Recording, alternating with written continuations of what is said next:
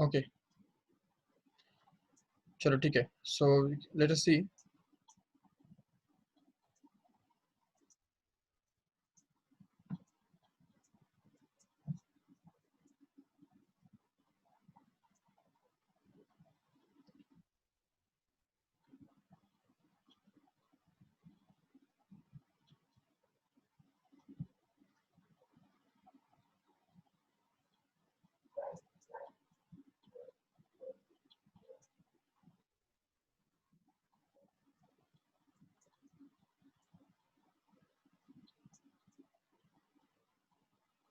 या सो अभी देखो, ये क्वेश्चन है तुम्हारा.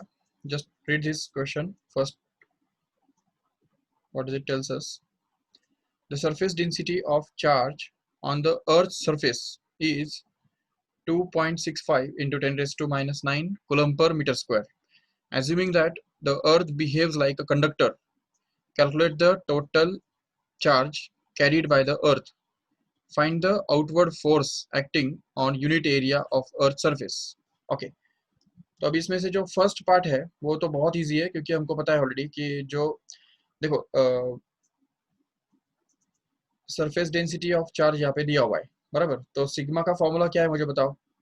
What is the formula for sigma? That is surface charge density. It is actually going to be equal to Q upon area, right है. Q मतलब charge, that is to be divided by area. No doubt.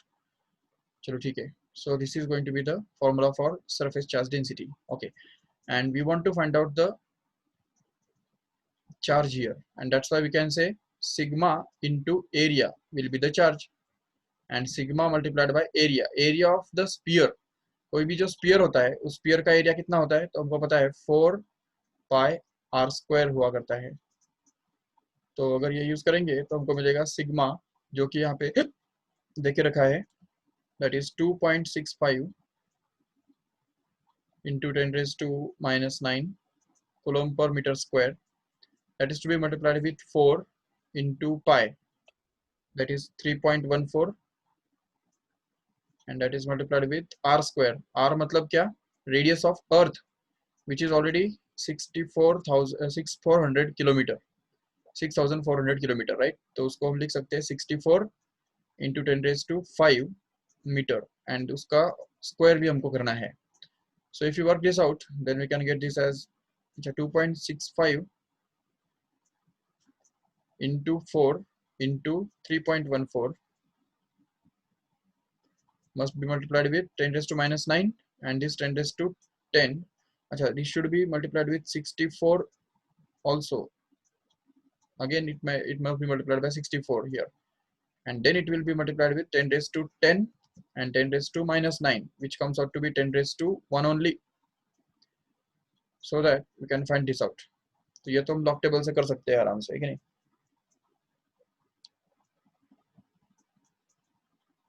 ये करूँ.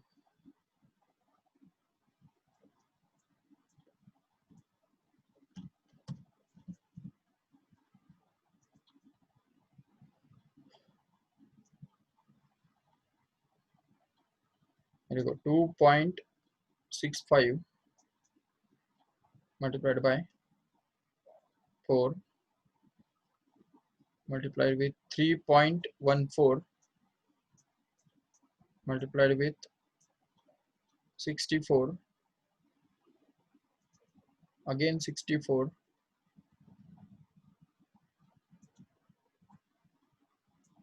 yeah, which comes out to be 130,860,646.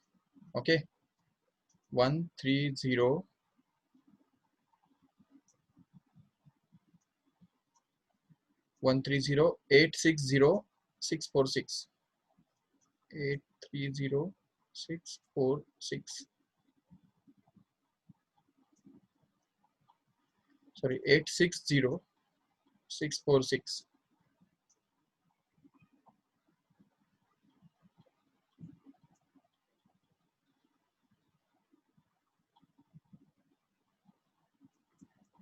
Okay, and that is to be multiplied with 10 again. So it will be simply एक zero extra आ जाएगा यहाँ पे बस. ये 0। तो अभी इसको कैसे लिख सकते हैं, यहाँ से अगर पॉइंट शिफ्ट कर देंगे यहाँ से, तो 1 2 3 4 5 6 7 8 9, 9 आ रहा है वो तो। So it should be actually 1.364 into 10 raised to 9 coulomb, not 6 actually.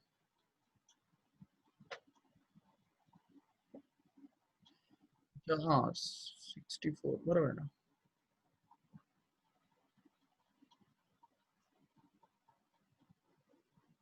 ठीक है, मे be there may be correction in the answer. तो आंसर के अंदर जो है ये 10⁻6 नहीं होना चाहिए, 10⁻9 होना चाहिए, 10⁻9। क्योंकि ये देखो हम यहाँ पे निकाल सकते हैं इसको आराम से, इसको लिख सकते हैं 1.308 इंटू 10⁻9 एक्चुअली। यहाँ से अगर काउंट करेंगे तो 1 2 3 4 5 6 7 8 9, 9 डिजिट पॉइंट शिफ्ट करेंगे आगे तब जाके ये हमको मिलेगा। तो इसलिए ये 10⁻9 कूलम होना चाहिए। और रही बात दूसरी कि आउटवर्ड फोर्स एक्टिंग ऑन पर यूनिट एरिया, तो उसके लिए रेडीमेड फॉर्मूला है, ये बात याद रख लो ठीक से, कि ये तुमको सिलेबस में नहीं है, लेकिन ये फॉर्मूला पुराने सिलेबस में था। तो याद रखो, the force per unit area is always given by sigma square upon 2 epsilon not. Okay, तो यहाँ पे जो सिग्मा हमको दिया हुआ है यहाँ पे ऑलरेडी, तो उसको हमको यहाँ पे डालना है, और इप्सिलॉन नॉट का वैल्यू तो हमको पता ही होता है ऑलरेडी, तो वो डाल के हमको ये फोर्स पर यूनिट एरिया मिल जाएगा। और अगर हमको टोटल फोर्स चाहिए, देखो actually this is the total force per unit area, so we can call it as F upon A actually, F upon A उसको लिख सकते हैं हम। और अगर सपोज हमको टोटल फोर्स चाहिए तो हमको मिलेगा sigma square upon 2 epsilon not into area.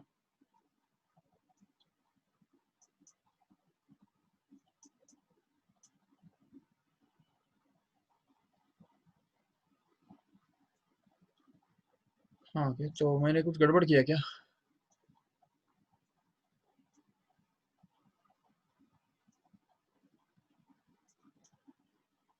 Okay, शायद फिर गड़बड़ हो गया कुछ, पता नहीं। ठीक है, ये जो है मल्टीप्लिकेशन में मैंने गड़बड़ किया रहेगा, तो you can do the multiplication properly and the answer will be correct.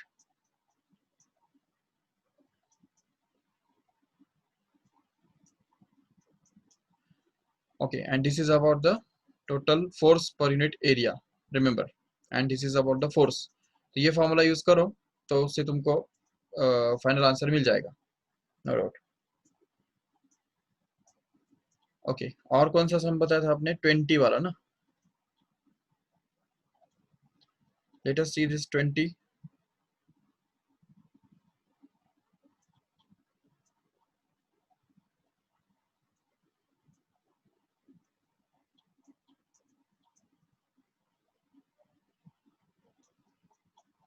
या, this is your sum number 20।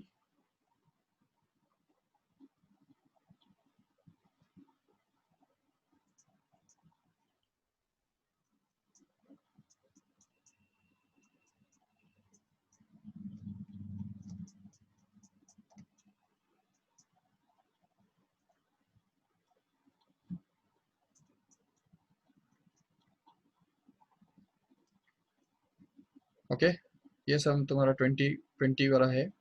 पढ़ो एक बार ठीक से। Four capacitors are connected as shown in this figure. Calculate the equivalent capacitance between the points x and y. Okay, तो x और y इस इन दो पॉइंट्स के बीच में इक्विवेलेंट कैपेसिटेंस हमको ढूंढना है। चलो ठीक है, let us try this. See here, अभी कैपेसिटेंस का इक्विवेलेंट ढूंढने के लिए क्या करना पड़ता है, देखो वो सीरीज में है या पैरेलल में है, ये हमको चेक करना पड़ता है। और इसके लिए सबसे पहली बात ये है ना कि जिन ब्रांचेस में कोई भी कैपेसिटर या कोई भी कंडक्टर नहीं है, कोई भी इक्विपमेंट नहीं है, वो ब्रांचेस हम डायरेक्ट शॉर्ट कर सकते हैं। तो देखो ठीक से, if we draw this whole diagram as it is in this way, suppose this is the first capacitor, we can draw it here, and here it is the second capacitor, and here it is the third capacitor, we can see it is connected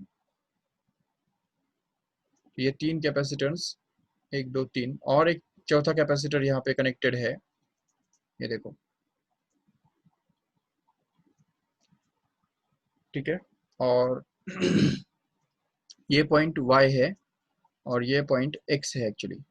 चलो ठीक है, अभी देख सकते हो ठीक से कि अगर ये वाला जो कैपेसिटर है, ये पॉइंट अगर हम इसके साथ अगर ज्वाइन करते हैं तो इसका सीधा मतलब ये होता है कि इस कैपेसिटर को हम, देखो ठीक से मैं क्या कर रहा हूँ अभी, ठीक से अंडरस्टैंड करो। ये जो पॉइंट है, ये अगर मैं इधर इसके साथ अगर ज्वाइन करता हूँ तो इसका मतलब ये सीधी बात ये हो गई कि मैंने क्या किया, ये जो कैपेसिटर है,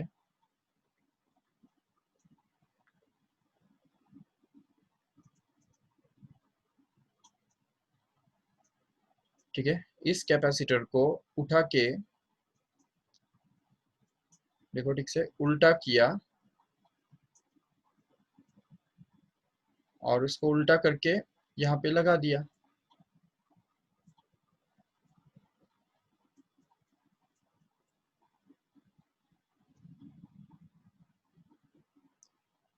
देखो अभी, क्योंकि ये जो पॉइंट है, ये तो फिक्स्ड पॉइंट है कि नहीं, तो इसलिए वो पॉइंट को मैंने एज इट इज रखा। ये पॉइंट हमारा एक्स है, देखो ये वाला जो पॉइंट है ये एक्स है, और यह पॉइंट इधर भी है, कनेक्टेड ही है। इसको सिर्फ मैंने उल्टा कर दिया इस कैपेसिटर को, बराबर। और सॉरी सॉरी सॉरी, वो पॉइंट एक्स नहीं है अभी, ये पॉइंट एक्स जो है वो पॉइंट मैंने उठा के यहाँ पे डाल दिया है। देखो ये पॉइंट एक्स है हमारा, राइट, क्योंकि मैंने इसको उठा के इधर शिफ्ट कर दिया ना, उसको उल्टा किया, घुमा दिया 180 डिग्री से, और इसीलिए यहाँ पे वो ऐसा बन गया। अच्छा, ये पॉइंट एक्स है और ये पॉइंट जो है वो इस पॉइंट के साथ मैच हो गया अभी। और ये जो पॉइंट है वो वही पॉइंट है जो ये आपको दिख रहा है। इसको सपोज मैं पी बोल के रखता हूँ, तो ये पॉइंट एक्चुअली पी है। ठीक है, इसको अगर मैं क्यू बोल के रखता हूँ और ये मान लो आर है, और ये तो वाई है ही ऑलरेडी। ठीक है, अभी मैं क्या करता हूँ, देखो ठीक से, और एक बात हम कर रहे हैं अभी, कि ये जो तीसरा लास्ट वाला जो कैपेसिटर है 10 माइक्रोफेरेड का, उसको भी हम, उसका जो एंड पॉइंट है, तो वो एंड पॉइंट यहाँ पे इस तरफ कनेक्टेड है, बराबर, इस पॉइंट के साथ कनेक्टेड है। तो इसलिए इस आर को भी हम घुमाने वाले हैं। ठीक है, तो देखो ठीक से,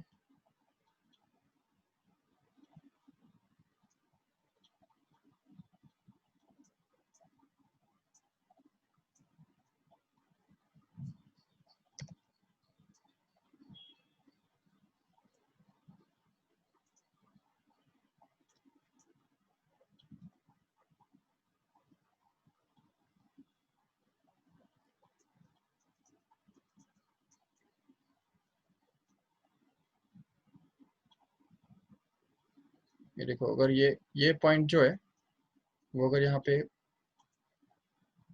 उल्टा हो गया ये कैपेसिटर,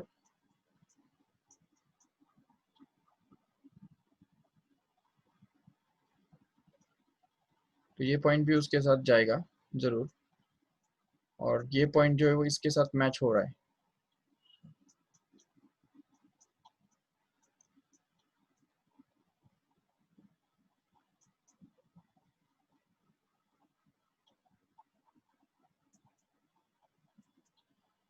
तो मतलब पी पॉइंट के साथ ही वो मैच हो रहा है, देखो। ठीक है, तो this is the point P here which is connected here. वैसे भी देखो, ये पॉइंट पी है, जो कि इसको भी हमको पी बोलना अलाउड है, पर चलो ठीक है, अभी फिलहाल उसको हमने आर बोल के रखा है। अभी एट द सेम टाइम इसको मैंने घुमा दिया, तो इसके साथ ये जो y का जो एंड पॉइंट है वो भी तो घूमेगा जरूर, और वो जो है वो इस p पॉइंट के साथ कनेक्टेड होगा। मतलब ये जो कैपेसिटर है अभी,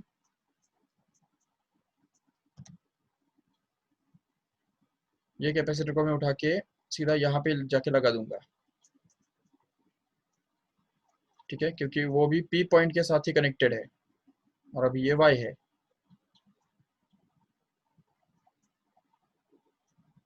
और इस जिसको मैंने घुमाया, पांच वाला, वो तो उसका एक पॉइंट तो q के साथ कनेक्टेड था। और Q माना ही X है, मतलब ये देखो ये कनेक्शन हो गया। So this is the final circuit we can से।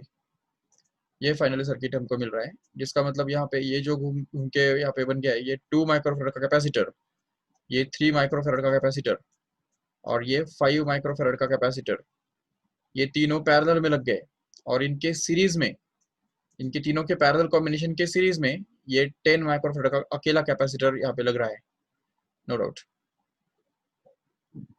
अच्छा, अभी ठीक है, अगर ये तुमको थोड़ा सा अगर गड़बड़ अगर लगता है, अगर आपको लगता है कि ये थोड़ा सा बहुत पेचीदा है, तो एक अल्टरनेटिव मेथड हम करेंगे।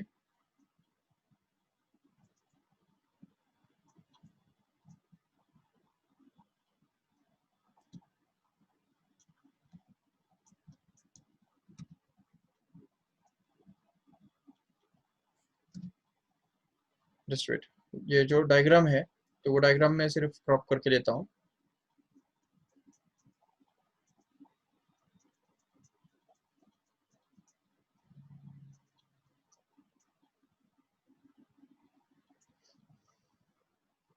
ठीक है, ये रहा डायग्राम।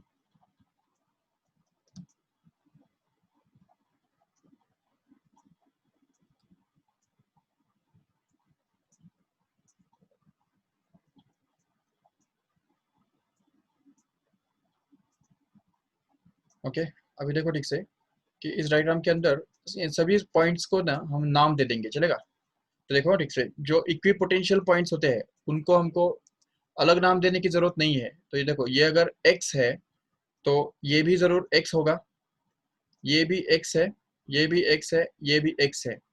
ठीक है, तो इसका मतलब ये तीन पॉइंट्स को अलग अलग नाम देने की जरूरत नहीं है, ये भी हमारा पॉइंट का नाम जो है वो x ही है, नो डाउट। यहाँ से लेके यहाँ तक सारे पॉइंट्स जो है वो x ही कहलाते हैं, क्योंकि वो सभी इक्विपोटेंशियल पॉइंट्स है, क्योंकि उनमें उनके अंदर कोई दूसरा कैपेसिटर तो है नहीं जो उसको हम अलग नाम दे सके। ठीक है, अब ये सपोज y है, नो डाउट। अगर इसको हमको यहाँ पे इस पॉइंट को हमको अलग नाम देना पड़ेगा, कुछ तो भी नाम देना पड़ेगा। Let us call it as p। Okay, ये हमने p बोल दिया उसको, ठीक है। अभी देखो हमारे पास ये तीन ही पॉइंट्स हमको अभी मिल रहे हैं। अच्छा, और ये एक पॉइंट है देखो, अच्छा अगर इसको मैंने p बोल दिया तो ये पॉइंट p जो है वो सीधा जाके इसके साथ कनेक्टेड है, देखो इधर ये a पॉइंट के साथ कनेक्टेड है। तो इसका मतलब हमको इसको भी कोई नया नाम देने की जरूरत नहीं है, इसको भी हम p बोल सकते हैं, नो डाउट। तो देखो ठीक से हमारे पास तीन ही पॉइंट्स हो गए अभी, x y एंड p, बस। और x और y के बीच में तो हमको ये ढूंढना है, इक्विवेलेंट कैपेसिटेंस ढूंढना है। बाकी बचा p, तो वो बीच में क्या कहीं भी डाल देंगे, तो ये सपोज p है हमारा। देखो ठीक से, ये पूरा डायग्राम फोकस करो ठीक से, x y and p, these are the only 3 points we can consider here, and these 3 points, okay, so these are the 3 points in between which x and y के बीच में हमको इक्विवेलेंट कैपेसिटेंस ढूंढना है।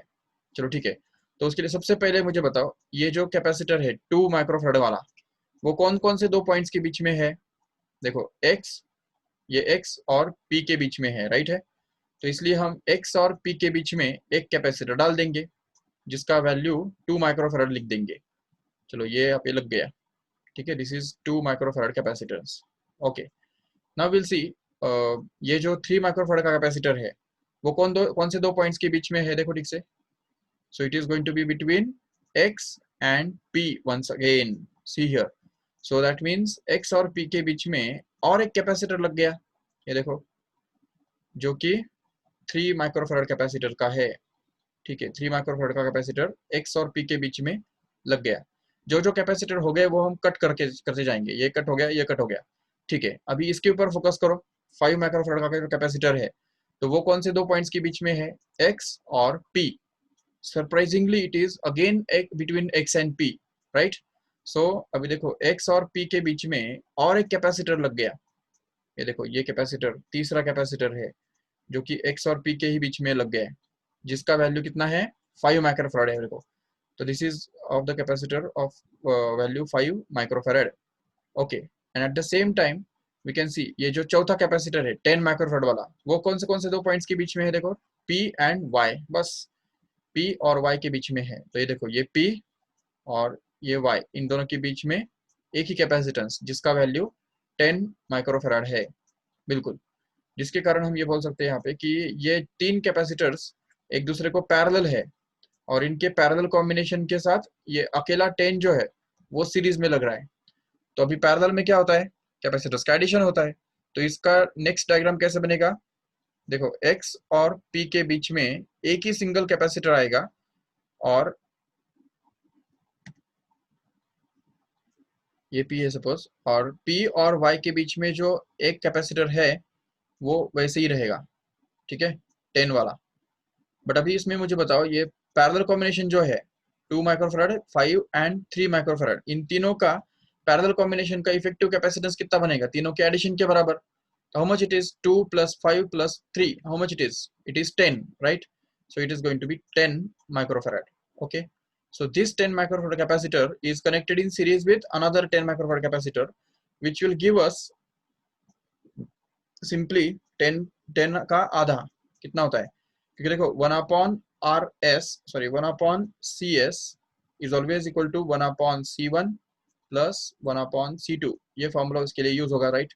और इसमें 1 अपॉन सी एस तो हमको निकालना है, इसमें C1 कितना बन रहा है 10 और C2 कितना बन रहा है फिर से 10, तो इसलिए फिर 1 अपॉन 10 प्लस 1 अपॉन 10 कितना बनता है 2 अपॉन 10, जिसको हम लिख सकते हैं 2 अपॉन 10 मतलब ही 1 upon 5, right. So it gives CS itself is equal to 5 microfarad, that's all, and this is going to be actually the answer. Okay, देखो ठीक से इधर से भी हमको वही मिल रहा था और इधर से भी वही मिल रहा है, नो डाउट। चलो ठीक है, so 5 microfarad is going to be the final answer, no doubt. समझ में आएगा सबको ठीक से, या फिर भी डाउट है? और कुछ डाउट है तो पूछो फटाफट, चलो।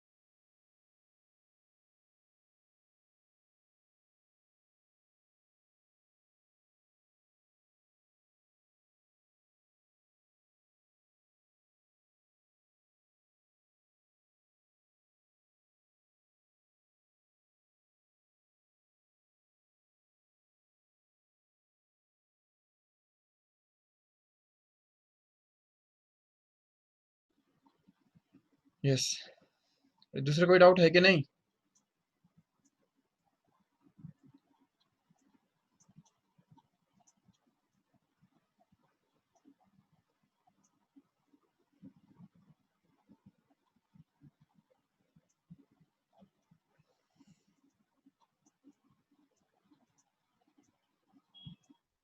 यस श्रुति।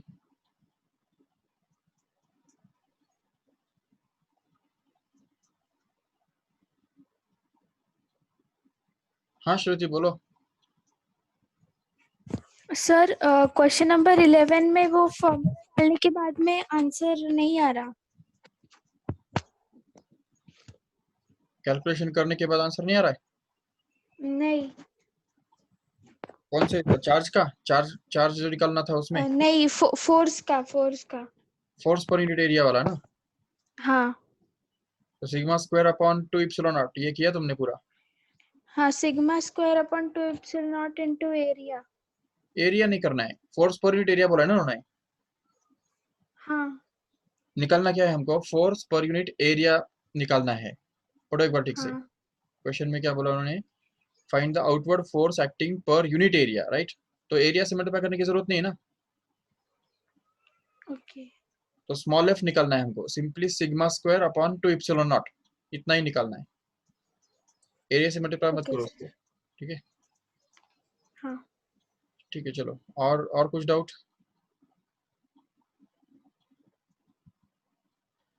ठीक है, तो मैं मुझे जो लगता है वो समझ लेता हूँ फिर अभी।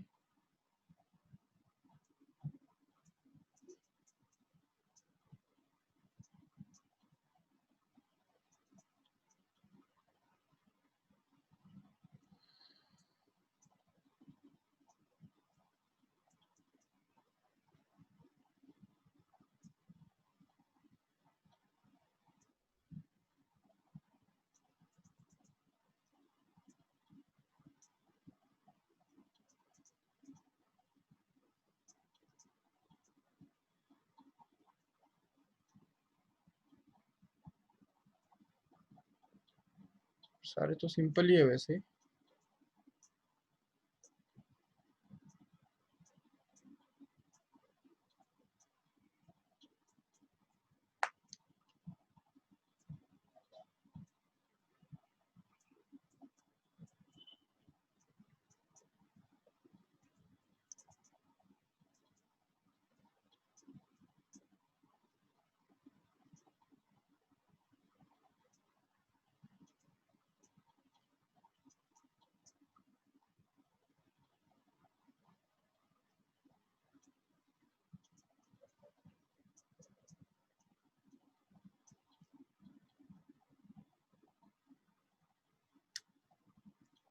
ठीक है, ऐसा करते हैं, एक सिंपल सा सम मैं ही देता हूँ तुमको।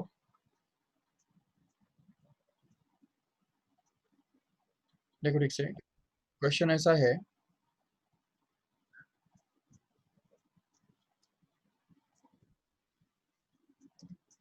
ओके, क्वेश्चन ऐसा है कि सपोज एक बैटरी है और उसके अक्रॉस एक कैपेसिटर लगा हुआ है,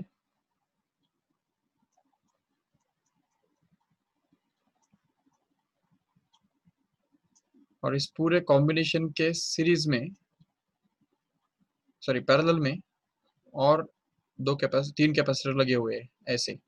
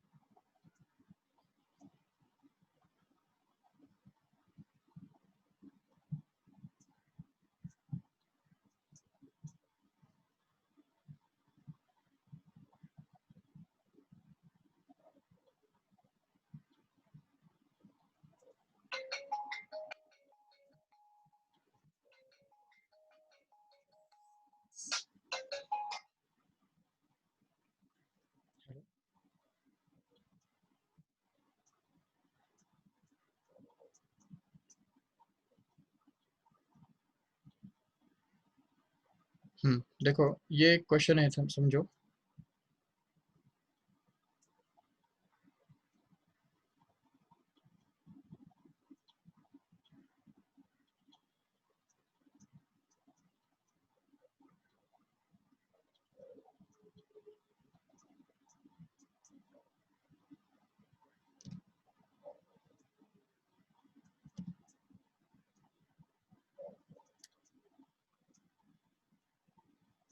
Okay, just read this question.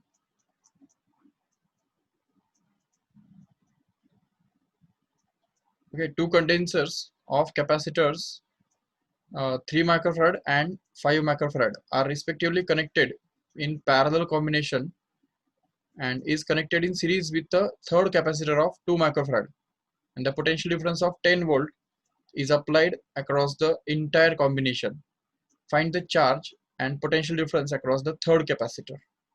Okay, तो देखो ठीक से 3 माइक्रोफैराड के और 5 माइक्रोफैराड का दो कैपेसिटर जो है वो पैरेलल में लगे हुए हैं। तो मतलब ये ऐसा हो गया, ये सपोज 3 और ये 5 जो लगे हुए हैं पैरेलल में, राइट। ठीक है, तो this is of 3 and this is of 5 and they are in parallel to each other, and the combination is connected in series with the third capacitor of 2 microfarad, right। तो ये जो पूरा combination है ये एक 2 माइक्रोफैराड के capacitor के साथ सीरीज में लगा हुआ है। और उसके बाद बोला है कि potential difference of 10 volt is applied across the entire combination, मतलब यहाँ से यहाँ पूरे इसमें यहाँ पे एक 100 वोल्ट का पोटेंशियल डिफरेंस लगा हुआ है। ये टू माइक्रोफैराड का है, हाँ ठीक है। और अभी ये जो 100 वोल्ट का पोटेंशियल डिफरेंस यहाँ पे हमने लगा दिया, इसकी वजह से हमको ये ढूंढना है कि what is the find the charge and potential difference across the third capacitor. वैसे तो उन्होंने charge and potential difference across third only पूछा है, but no doubt will find out the charge and potential difference across each of them. Okay, हर एक के अंदर जो चार्ज और पोटेंशियल डिफरेंस है वो हम ढूंढ के निकालेंगे। चलो ठीक है, तो सबसे पहले हम ट्राई करेंगे इक्विवेलेंट कैपेसिटेंस ढूंढ के निकालने के लिए। What is the equivalent capacitance? जब दो कैपेसिटर्स लगते हैं पैरेलल में तो उनका इक्विवेलेंट कैपेसिटेंस कितना बनता है? तो उसके लिए हमारे पास फॉर्मूला है Cp, देखो ठीक से Cp इज इक्वल टू, अच्छा इसको हम बोल देंगे चाहिए तो C1, this is your C1, this is suppose C2 and this is suppose C3, okay। Yes, Cp is going to be actually equal to C1 plus C2, where C1 is going to be 3 and C2 is going to be 5, so it's add up to 8, okay। तो 8 microfarad ये हो गया Cp का value. That means both of these capacitors can be replaced by a single one of value 8 microfarad, and that 8 microfarad capacitor is in series with this 2 microfarad capacitor। So उसके लिए 1 upon Cs का formula लगेगा। 1 upon Cs is going to be actually equal to 1 upon Cp plus 1 upon C3, correct है। क्योंकि इसका equivalent circuit कैसा बनेगा next step में, ये देखो ऐसा बनेगा, ये Cp जो है वो Cp यहाँ पे लग गया इन दोनों के बदले, जिसका वैल्यू 8 माइक्रोफैराड है, राइट। तो ये 8 माइक्रोफैराड का अकेला कैपेसिटर और उसके साथ सीरीज में ये 2 माइक्रोफैराड का कैपेसिटर, और इन दोनों के साथ कनेक्टेड बैटरी जो कि 100 वोल्ट का बैटरी है, तो ये लग गया इधर, नो डाउट।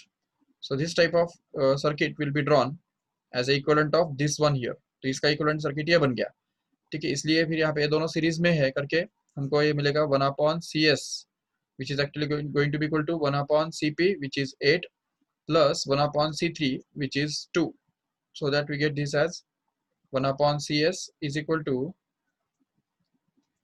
4 plus 1 मतलब 5 upon 8, right। तो 5 by 8, तो इसका मतलब होता है Cs is actually going to be 8 by 5, okay। So this 8 by 5 means it is going to be actually 1.6, right। 1.6 microfarad ये जो है ये बन गया इफेक्टिव कैपेसिटर, तीनों का इफेक्टिव कैपेसिटेंस, जिसमें से ये सर्किट जो है वो इक्विवेलेंटली हम ड्रॉ कर सकते हैं। एक 100 वोल्ट का जो बैटरी है वो लग गया एक्चुअली इस 1.6 वोल्ट के 1.6 माइक्रोफैराड के कैपेसिटर के साथ, करेक्ट है, ठीक है। ये 1.6 माइक्रोफैराड का कैपेसिटर और इसके सीरीज इसमें इसके अक्रॉस ये लग गया 100 वोल्ट का battery, okay.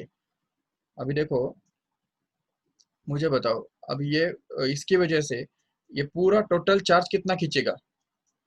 How much will be the total charge extracted by the whole system from the battery? तो बैटरी में से कितना चार्ज खींचा जाएगा ये निकाल सकते हो आराम से। तो सबसे पहली बात हम ये बोल सकते हैं कि charge Q is actually equal to this potential difference multiplied by this capacity, effective capacity. So total charge will actually be equal to CS into V, which is actually going to be 1.6 microfarad. Keep it in microfarad only, multiplied by 100. तो 100 से अगर इसको multiply करेंगे ना तो हमको ये मिलेगा एक्चुअली 160, राइट है। So it is going to be 160 microcoulomb, right. Microcoulomb, ये माइक्रो इधर कैरी फॉरवर्ड हो गया, कुलम में आ गया, वो माइक्रोकुलम में आ गया, ठीक है। तो this is going to be the charge, total charge absorbed by this capacitor। अच्छा, लेकिन अभी अगर तुमको पूछा कि what is the charge shared by this CP and C3 here, तो ये जो CP और C3 है इन दोनों के ने कितना चार्ज शेयर किया है। क्या ऐसा है कि ये जो टोटल 160 माइक्रोकुलम चार्ज है इसमें से आधा चार्ज इसके ऊपर आएगा और आधा चार्ज इसके ऊपर आएगा, ऐसा है क्या? बिल्कुल नहीं। क्यों? क्योंकि हम यहाँ पे देख सकते हैं कि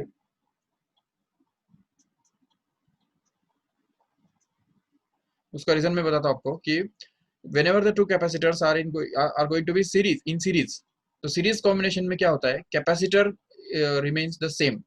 Remember, capacitor is going to be the same, and that's how we can say that the capacitor across charge is going to be the same। So that's why this charge across this CP will actually be same as charge across this C3, which is going to be same as the charge across this combination, that is CS we can say। इसको अगर हमने CS बोल के रखा है तो इस CS के अंदर भी उतना ही चार्ज रहेगा जितना C3 के अंदर रहेगा और ये उतना ही CP के अक्रॉस भी आएगा। तो इसलिए इसको हम बोल सकते हैं कि QP is actually going to be same as Q3, which is going to be same as Q, that is a total charge, that is QS we can say। तो ये जो है जो कि 160 माइक्रोकुलम है, तो 160 माइक्रोकुलम चार्ज QP के मतलब इस पैरेलल कॉम्बिनेशन के अक्रॉस भी उतना ही आता है और Q3 के अक्रॉस भी उतना ही आता है, बिल्कुल। लेकिन potential difference gets divided. Potential difference की अगर बात करते हैं तो पता चलता है कि इसके अंदर का जो पोटेंशियल डिफरेंस है और इसके अंदर का जो पोटेंशियल डिफरेंस है वो अलग अलग होगा, और वो किसके ऊपर डिपेंड करेगा। तो देखो, इसके अक्रॉस का पोटेंशियल डिफरेंस निकालने के लिए हम क्या करेंगे, उसको हम V3 बोलेंगे, चलेगा V3। तो V3 will actually be equal to Q3 upon C3, check, बिल्कुल सिंपल फॉर्मूला है। V is equal to Q by C होता है, यही हमने यहाँ पे यूज किया है। तो Q3 is going to be V3 is going to be equal to Q3 upon C3। Q3 मतलब कितना है यहाँ पे, ये देखो 160 microcoulomb, right. So this is going to be 160 microcoulomb, and that is to be divided by C3। How much is C3 here? It is 2 microfarad, right? तो 2 microfarad यहाँ पे डाल देंगे तो जिससे यहाँ पे हमको मिलेगा 160 divided by 2, which comes out to be 80 volt. That's it। क्योंकि ये भी माइक्रोफैराड में है, ये भी माइक्रोकुलम में है, माइक्रो माइक्रो कैंसिल हो गया, जिसकी वजह से हमको ये वोल्ट में मिल गया। V3 तो मिल गया, चलो ठीक है।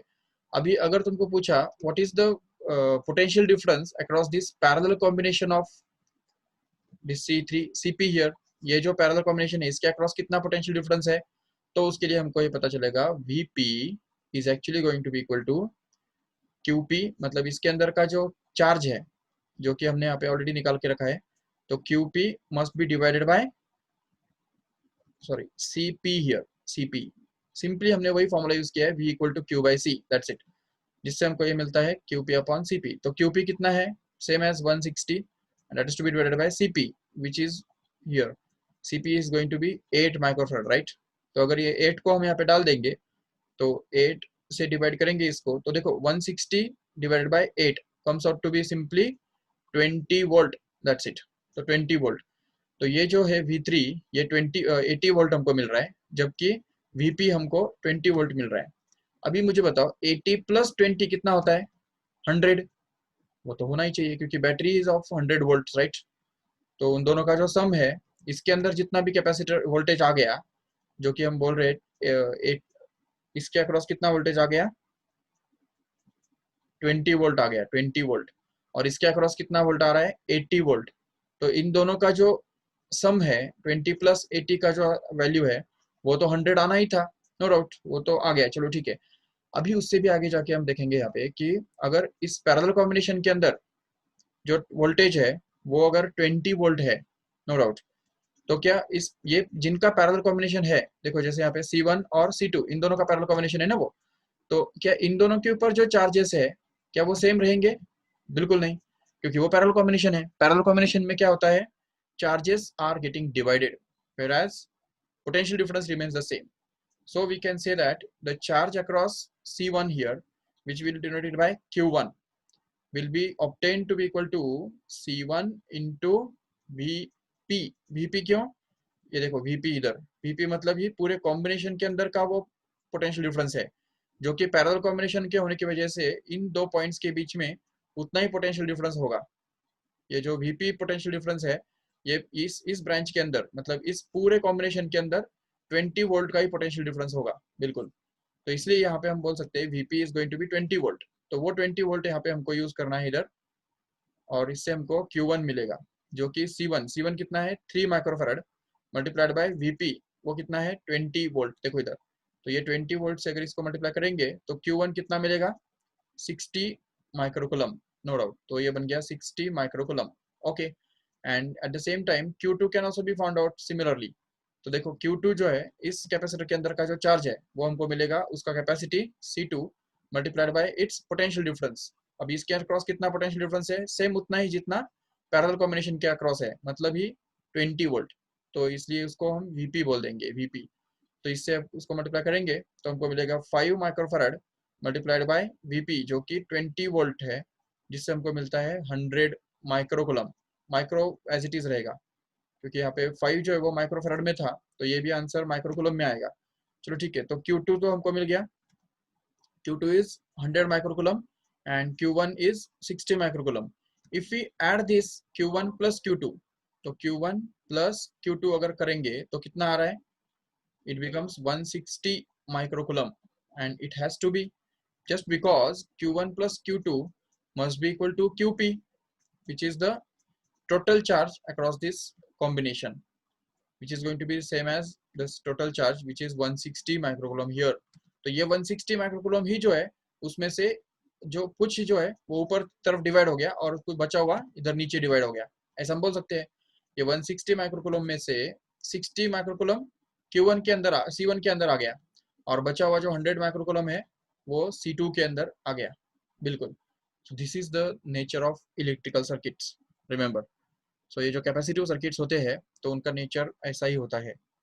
तो जो पैरेलल में होते हैं उनके अंदर वोल्टेज कांस्टेंट और चार्ज डिवाइड होता है, और जो सीरीज में होते हैं उनके अंदर चार्ज कांस्टेंट होता है और पोटेंशियल डिफरेंस डिवाइड होता है। तो ये सब चीजें हमको अच्छी तरह समझनी है, याद रखो ठीक से इसको। Okay, so this that's all about this chapter once again.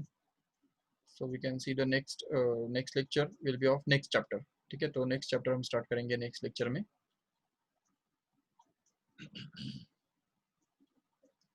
ये इसके ऊपर MCQs करेंगे।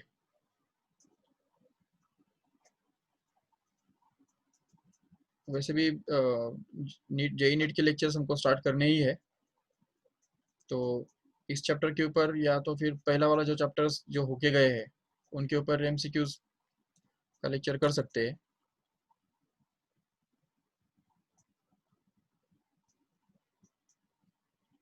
ठीक है, तो जस्ट बी प्रिपेयर। आपको मैं आज SMS कर देता हूँ कल कौन सा लेक्चर होगा, कौन सा चैप्टर होगा, तो कौन सा प्रिपेयर करना है, तो उसके हिसाब से हम करेंगे। ओके, सो चलो, थैंक यू, बाय बाय।